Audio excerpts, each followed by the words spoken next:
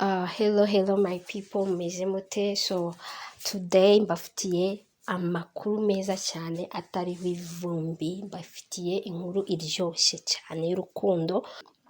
Muri iyi minsi tusigaye tuvuga ko urukundo rwashize mu bantu, ko nta rukundo rukibaho, abakobwa bari gushaka abatipe bafite amafaranga and abatipe nabo ugasanga wenda bari gushaka abakobwa bafite amafaranga. Ariko noneho agashya kabaye, njye naratunguwe ku bantu wenda batabizi cyangwa se batabimenye.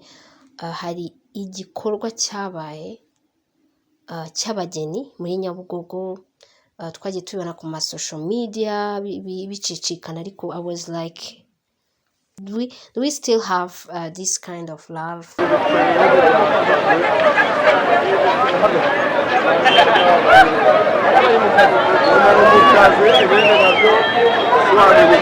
Falling in love with each other. So rero naratunguwe cyane, sinanjye gusa hari n'abandi bantu bagiye batungurwa.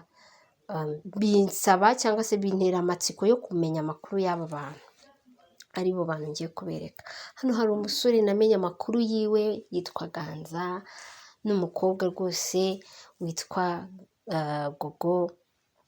I was so shocked kubona abantu nk'abo bafata time bakajya muri Nyabugogo